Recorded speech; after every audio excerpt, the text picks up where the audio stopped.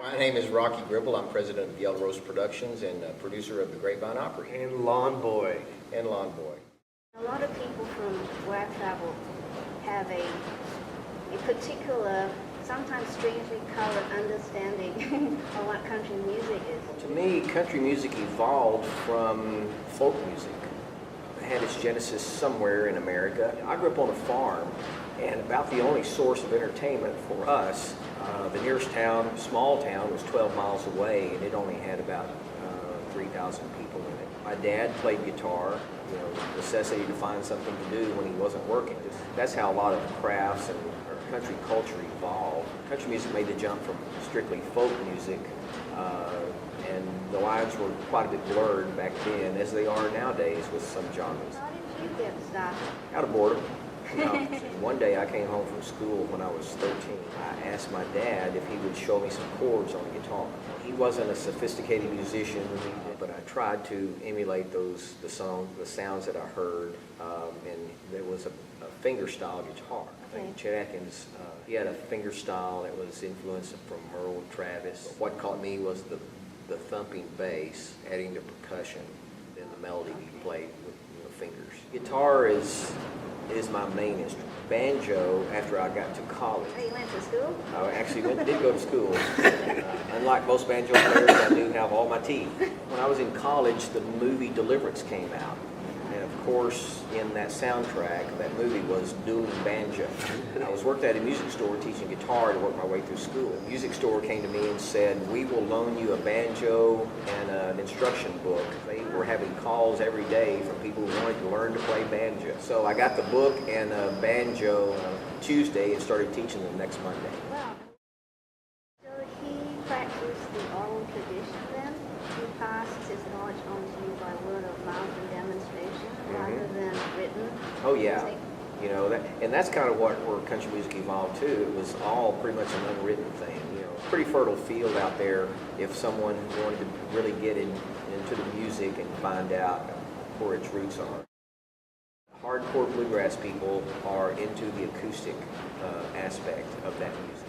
I've played some places where you were not allowed to bring an amplifier in. There's a lot of preservation value in bluegrass because it really kind of holds to how music got started on grassroots level. Guitar is tuned in fourths with a major third stuck between the second and third strings.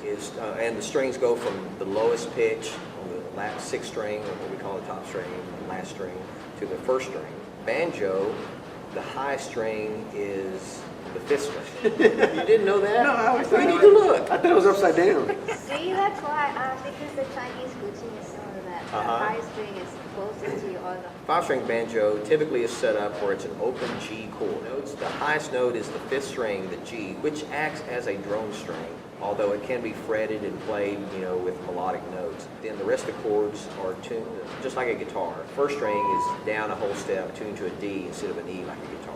So if you just strum it open, it's a G chord. Usually fingering at the most 4 strings. So it's easier to play down here. The trick with playing five-string banjo and playing it well, of course, is getting the individual string patterns down here. My steel guitar player, Jeff Agnew, I like his description of a dobro. It's a guitar with a hubcap in the middle. They're just a hollow acoustic body with a resonator. And also, most dobros have a big neck that looks like a 2x4. The strings are raised about that far off because it's like a steel guitar. It's meant to be played with a bar. However, you can also have a guitar, a resonator guitar. It's just like a guitar that you play with your fingers, but it has a resonator in it as well. It's amazing to me too that the dobro and the steel guitar and the Chinese routine are played in the same way, parallel to the floor. They're cousins almost. Banjo. You play mandolin too? I play at it. In bluegrass music, the mandolin kind of takes the place of the snare drum. Short. Yeah, I have a good joke that I actually made up. How many bluegrass drummers does it take to change a light bulb? None. I don't know bluegrass drummers. Came from Bill Monroe and the Bluegrass Boys. He and his band appeared on the Grand Ole Opry. That's where most people were first exposed to bluegrass music. The Grand Ole Opry is based in Nashville, right? And see, but Bill Monroe was from Kentucky, the bluegrass state. So that's why he named his band, the Bluegrass Boys. I'm John Anthony Martinez. I'm their John, the friend. drummer. Oh, I'm a drummer, that's right. He plays tangerine. I hate playing a show if I don't have a good drummer. So having John here has been a pleasure.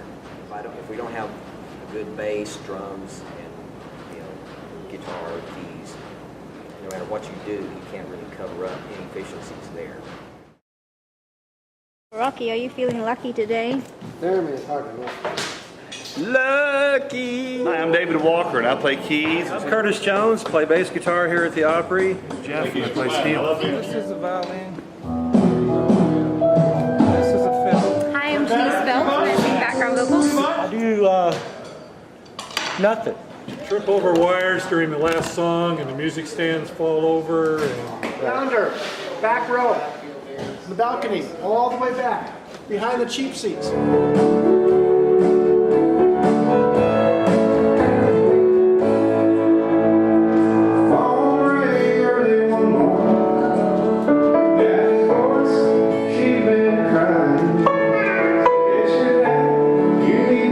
We are here to entertain the masses and bring what is sure to be known as genius to the stage of the Grapevine Opry. Your role for tonight? My role for tonight would be to be the MC, the head of the genius.